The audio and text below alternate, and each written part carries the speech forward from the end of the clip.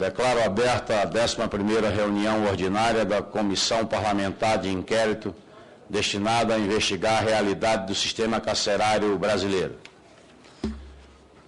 Encontram-se sob as bancadas cópias da ata da 10ª reunião e consulto aos senhores parlamentares se há necessidade da leitura da referida ata. Fica dispensada a leitura da ata a pedido do deputado Fábio Mitidieri. Em discussão a ata, não havendo quem queira discuti-la, em votação. Os deputados que aprovam a ata permaneçam como se encontram. Aprovado a ata. Esta reunião de audiência pública foi convocada para discutirmos sobre a terceirização no sistema prisional brasileiro, com a exposição dos senhores Odair de Jesus Conceição, presidente da empresa Reviver Administração Prisional Privada Limitada, e presidente da Associação Brasileira das Empresas Especializadas na Prestação de Serviços a Presídio, a BESP. Também do senhor Tenente Coronel Carlos Alberto Luna dos Santos, ex-secretário de Ressocialização e Inclusão Social do Estado de Alagoas. E o senhor Ciro Eduardo Bleiter Moreira, promotor de Justiça do Ministério Público do Estado de Alagoas. Convido, portanto, o senhor Odair de Jesus Conceição e o Tenente Coronel Carlos Alberto para tomarem assento à mesa, para que a gente possa iniciar os nossos trabalhos. Está chegando? Já chegou no aeroporto, já está vindo. Antes de passar a palavra aos expositores, eu peço a atenção dos senhores presentes para os procedimentos que vamos adotar. O tempo concedido aos expositores será de 20 minutos, prorrogáveis não podendo ser aparteados. Os deputados interessados em tecer considerações deverão inscrever-se previamente junto à secretaria, e o relator, que está por chegar, disporá do tempo que for necessário para as suas considerações.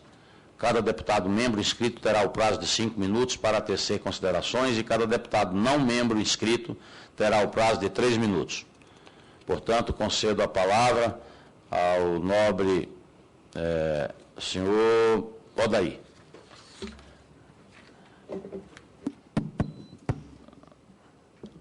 Deputado Rocha, não quer chegar mais para frente? Eu gosto de vê-lo aqui.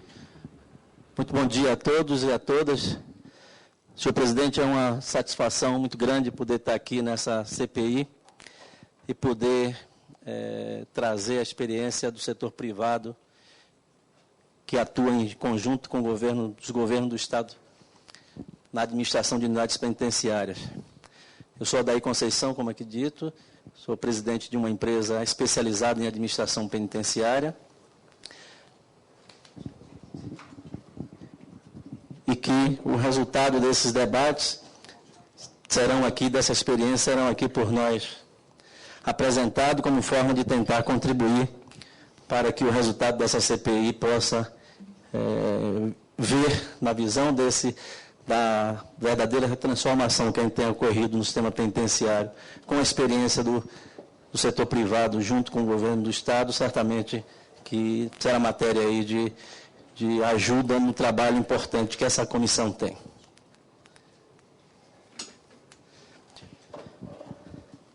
Eu fiz um sumário aqui, só para que norteie nossos dados, vamos falar um pouco rapidamente da empresa, fazer uma abordagem muito rápida do que foi a CPI, as duas CPIs que aconteceram, passar alguns dados do cenário mundial do sistema penitenciário e brasileira,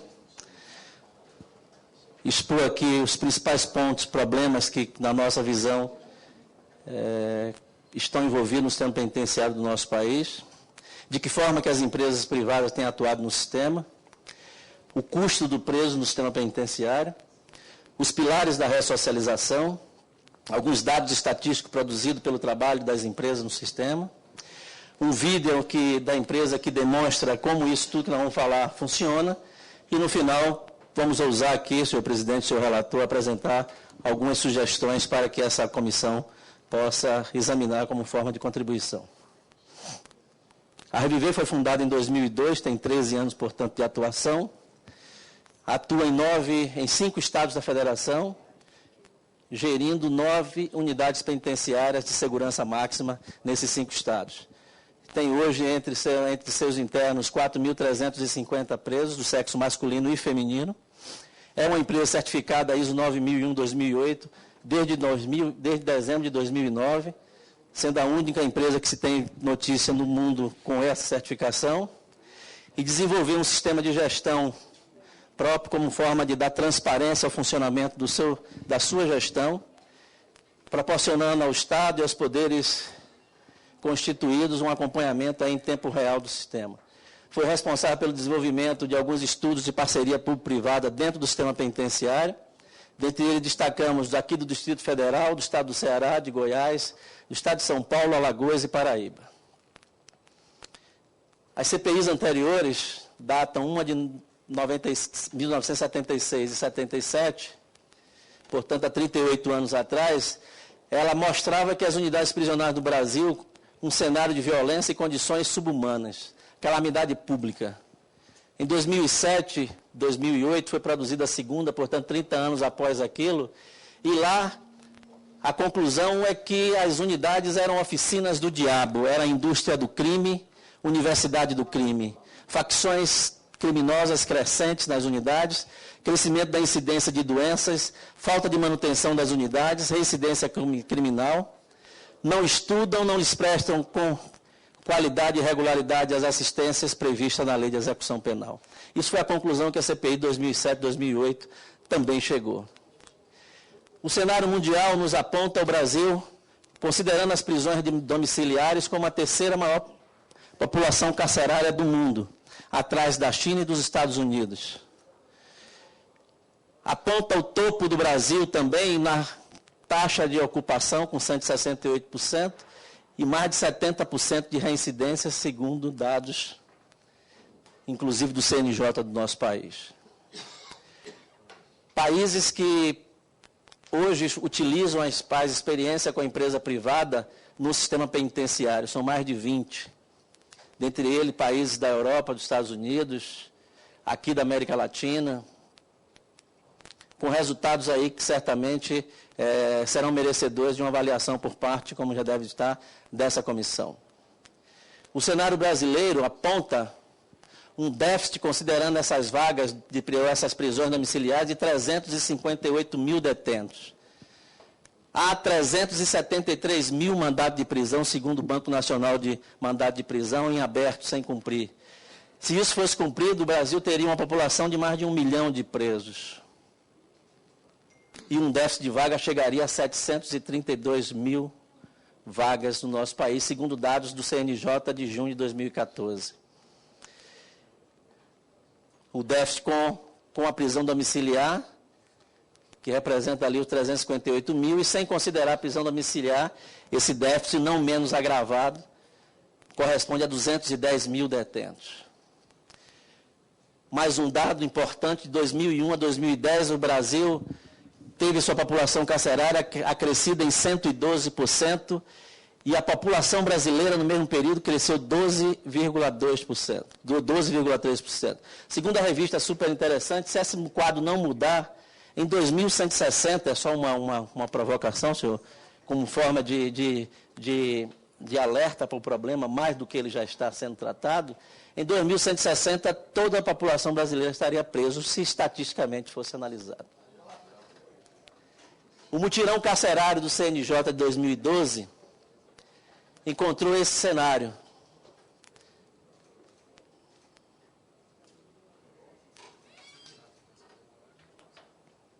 Que não é muito diferente do que será encontrado nos dias de hoje. Há uma discussão muito séria de quanto custa o preso no Brasil. Há um debate muito acirrado, muito acalorado muitas vezes, e o Brasil não tem quanto efetivamente seu preso custa. O país não sabe disso. O CNPCP, que é o Conselho Nacional de Políticas Criminais e Penitenciárias, editou a resolução número 6 de junho de 2012, que o texto foi considerado que a realidade do sistema carcerário apontou discrepâncias e falta de padronização acerca do custo mensal do preso do Brasil, cuja estimativa de custo aponta para ser o mais caro da América Latina. Essa resolução traz uma metodologia de cálculo desses valores. de que forma que os estados devem levantar seus custos para apontar efetivamente quanto custa o preso no país. E ele precisa ainda ser acrescido, a gente já até se manifestou nesse sentido, de que lá não é contemplado os custos dos encargos sociais, tem uma série de despesas lá, não está sendo contemplado o custo do sistema previdenciário que o sistema gera, não está sendo contemplada a realidade da população carcerária versus a sua capacidade, nem reincidência, nem tempo de permanência, alguns dados que são importantes para esse estudo, e um pouco mais na frente falaremos disso. Em nossa visão, os principais problemas do sistema carcerário, nós ousamos apontar que a ausência de políticas públicas tem se visto na maioria absoluta dos estados brasileiros. Falta de gestão é um dos principais pontos também apontado. Orçamentos insuficientes. A população carcerária hoje, que é 1.000, amanhã vira 2.000, o orçamento permanece o mesmo dos estados. Servidores sem treinamento, sem motivação. Falta de celeridade nas punições de servidores que cometem irregularidade é outro problema muito sério que o sistema carcerário aponta. Falta de manutenção predial de equipamento, falta de manutenção da frota. Falta de assistência material na forma que a LEP determina, a Lei de Execução Penal. Ainda nesse sentido, apontamos a falta de assistência à saúde, a falta de assistência social, jurídica, na forma também que a LEP determina. Identificamos, e está aí a ser falado no país, a corrupção também como um grande problema do setor. Falta de planejamento, falta de controle, a ausência de um sistema, por exemplo, de gestão que compile os dados do país sobre o sistema. Superlotação do sistema penitenciário, falta de assistência ao egresso, um ponto de gravíssima importância. O egresso sai do sistema e é que nem um passarinho, preso 10 anos numa gaiola, não sabe mais voar. E o Estado, a Lei de Execução Penal, estabelece que o Estado brasileiro é responsável pelo acompanhamento desse indivíduo. Lentidão do Poder Judiciário, aí mostrado com a população carcerária de mais de 40% de presos provisórios. Falta de fundo garantidor para as PPPs do sistema. Os estados brasileiros têm desenvolvido programas com vistas a dar celeridade no processo de construção via as PPPs, com projetos modernos e dentro da realidade do sistema, mas falta fundo garantidor. Reincidência de mais de 70%, onde o sistema se retroalimenta dele mesmo. Com o crescimento daquela ordem que ali falamos, é preciso ter solução para o sistema, e nós vamos falar em algumas discussões também nesse sentido. A revista Veja dessa semana aponta a gravidade quando sai o detento dentro daquela reincidência. O crime seguinte cometido é muito mais grave do que aquele primeiro que levou o indivíduo para a cadeia. Tem uma matéria grande na revista Veja dessa semana sobre uma matéria. O jornal O Globo, de algumas semanas atrás, aponta o plano de presídios Trava, onde o governo federal previa construir, lá em 2011, 47 penitenciárias, tem recursos e nenhuma ficou pronta, com recursos do Fundo Penitenciário Nacional. De que forma que a iniciativa privada tem participado desse sistema brasileiro? Vou ao tema que vou abordar aqui a partir desse instante. O modelo de cogestão está suportado em 2 instrumentos legais. Uma, a contratação na forma da Lei 8.666, onde o Estado constrói, o privado equipa na maioria das vezes, mantém a unidade e a opera. Os contratos regidos pela Lei das Parcerias Público-Privada, o privado projeta a unidade, constrói, mantém e opera. E o Estado continua sendo responsável pela custódia e garantia do cumprimento da pena estabelecida.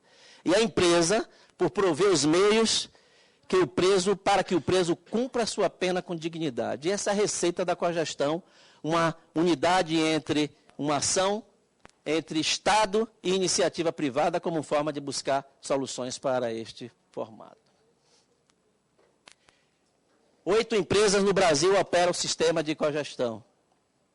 A Reviver, a INAP, a Socializa, Auxílio, Humanizar e Montesinos, GPA e Reintegra Brasil. 24 unidades hoje operam o sistema, correspondendo a uma população de 1,94% da população carcerária brasileira, distribuído nesses 8 estados, Bahia, Sergipe, Santa Catarina, Espírito Santo, Tocantins, Amazonas, Minas Gerais e Alagoas. 8 PMIs, que é os procedimentos de manifestação de interesse para que dá origem às PPPs, foram desenvolvidos no país nos últimos anos, que buscava produzir 23.136 vagas, o que corresponderia a 3,23% da população carcerária de hoje. Esses estudos estão prontos, entregues aos estados que não conseguem licitar, maioria das vezes por falta de fundo garantidor. E lá vamos apontar alguns caminhos nessa direção. Quais as vantagens da cogestão no sistema penitenciário? Aqui ousamos apontar algumas. Contratos com objetivos claros e obrigações definidas. Custo real do preso definido contratualmente. Estado focado na execução penal, na fiscalização e no controle dos serviços.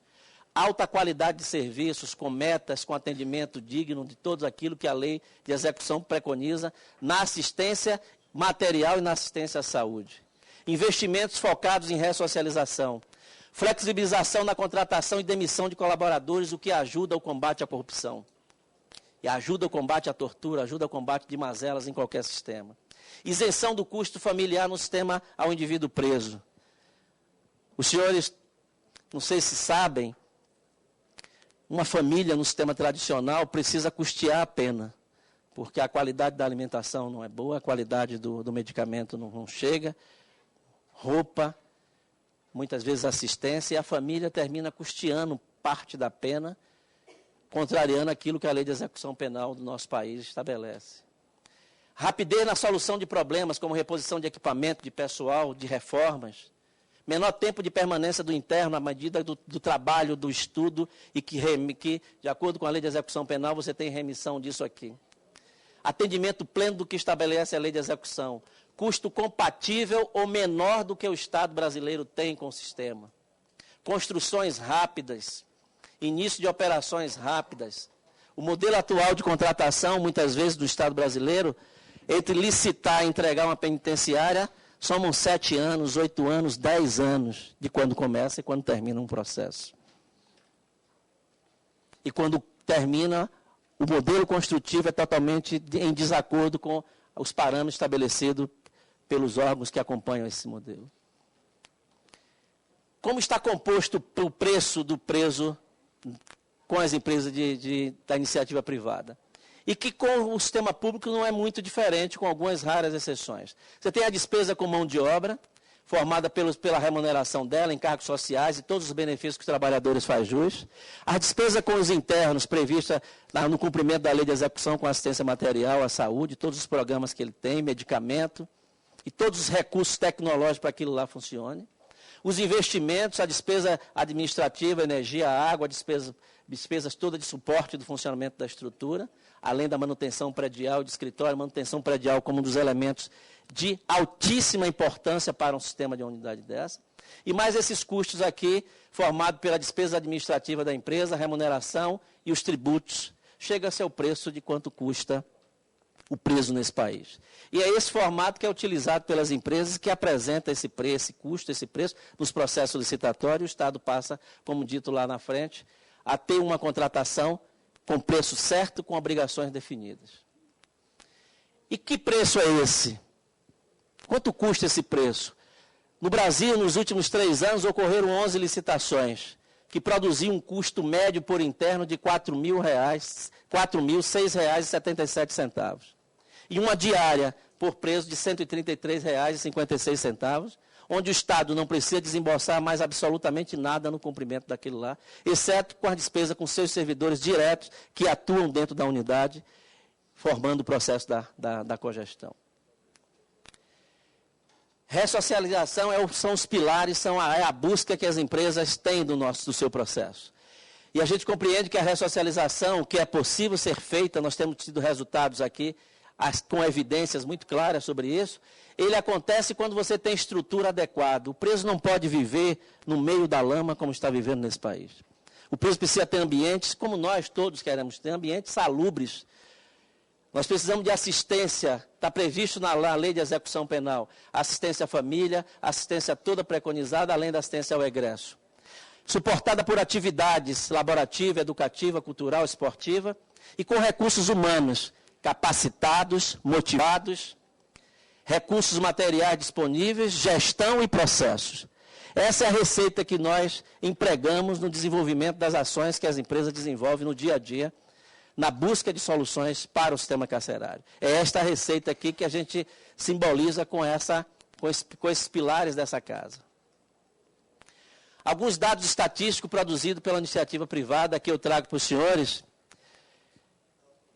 Médio, 28,8% de visitantes médio das pessoas, 4,7 refeições dia servida, 11,57 assistência jurídica prestada em apoio à Defensoria Pública por interno. Na área de saúde, 7,38 atendimentos. Uma rotatividade da mão de obra de 2,49% que roda o sistema. Muita gente fala que o sistema privado tem uma rotatividade aqui absurda, e não é, esse é um dado. Média percentual de treinamento da mão de obra, que hoje está em torno de 3,36%. A média brasileira é de 1,78%. E é considerado nível de excelência em treinamento quem o faz, segundo dados mundiais, 4,73% das suas horas trabalhadas. 2,49 presos por cada funcionário. Essas unidades representaram 116,94% de taxa de ocupação. Portanto, há superlotação também nas unidades geridas pelo setor privado, em conjunto com os estados. Nesse período, 0,12% ocorreu de fuga, em 9 anos desse período medido. 0,2% de mortes, entre morte natural, acidental e suicídio. 26 mil presos passaram por essa unidade nesse período, sendo que hoje você tem 4.350 presos ativos. 22 já passaram por essas unidades, estão nos cadastros como presos inativos. Não está passando aqui. Você dá um toque, por favor. Hã? Não acabou não. Travou, hein? Aconteceu um probleminha aqui na hora de passar. Eu pediria aqui. Mas a senhora mesmo podia passar aqui. Eu pediria, senhor presidente, se possível, um pouco mais de extensão de tempo, porque eu tenho alguns dados de extrema importância aqui ainda para trazer a essa comissão. Eu lhe consulto se o senhor vai deixar esse material... Todo esse material. Que tem dados muito importantes. Todo esse material, além de outros dados mais ainda estendidos, porque o tempo da apresentação não permitiria ter explorar mais informações, mas nós vamos deixar um material aqui muito mais completo sobre isso. Muito obrigado. Aqui. Neste período de 2014, foram distribuídos 892.551 itens de consumo, conforme está estabelecido nos contratos e dentro daquilo que a lei de execução penal lá estabelece como assistência material. E aí está ele distribuído. Todo esse trabalho, senhores deputados, senhores membros dessa comissão, senhoras e senhores, estão todos eles alimentados diariamente num sistema de gestão desenvolvido pela empresa, onde 100% de tudo que acontece está dentro desse sistema, é o Sistema Integrado de Administração Penitenciária, o SIAP, que controla em tempo real todos esses dados, com cumprimento de alvará por biometria, com confere eletrônico. Para quem não conhece o termo, a terminologia do confere, é um procedimento que as unidades fazem 3, 4 vezes por dia de contar os presos que estão na cela para saber se os presos que deveriam estar na cela 101 estão lá devidamente. Isso é feito 3, 4 vezes por dia e há um sistema eletrônico nessa informação. Um sistema de TV corporativa que permite, em tempo real, o Estado, o contratante, juntamente com os atores da execução penal, acompanhar em tempo real o que está acontecendo na unidade, com seus indicadores. Por favor. Audioaudiência, né, que permite que você não tire da unidade presos, principalmente presos de alta periculosidade, reduzindo o custo dessa operação e diminuindo riscos. Por favor. Aqui eu vou passar um vídeo institucional, um vídeo que mostra como isso tudo que nós estamos falando funciona, e é uma coisa rápida, pediria, por favor. Dá um ok ali. Bote uma de exibição.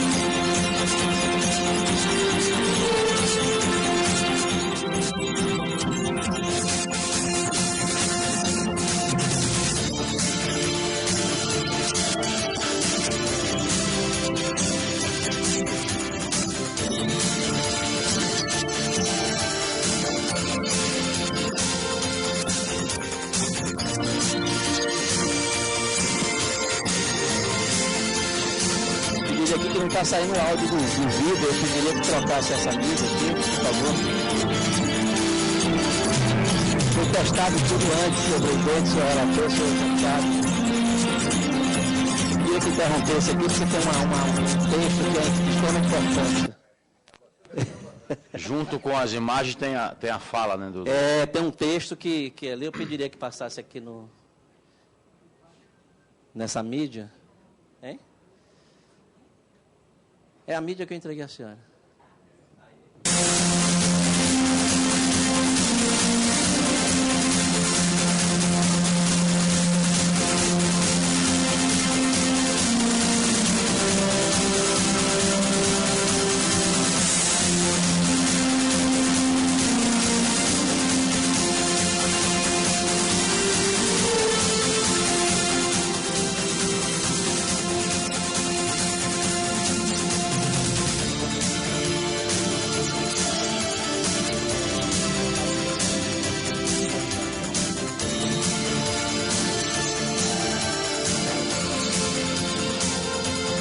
Consegue. Eu tenho na internet aqui, ele, não sei o que aconteceu, porque não está saindo o áudio dele. Tem acesso à internet aqui, eu pediria, é rápido mesmo.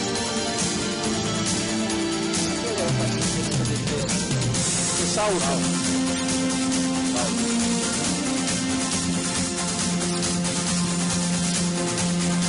Eu peço desculpa aos senhores aqui, mas tecnologia é assim, né? É coisa... Outra mídia aqui. Hã?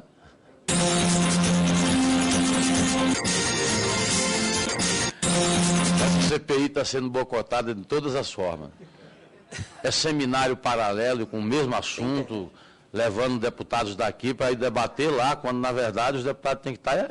Está tendo um seminário da carceragem,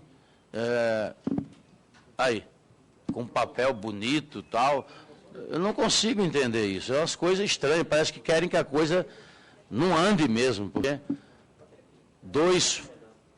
um foco idêntico ao daqui. O Sérgio é palestrante. O Zaratini também. Por isso que eu estou segurando ele aqui. Eu só esqueci a algema para segurar ele aqui, porque não é possível. Eu estou segurando.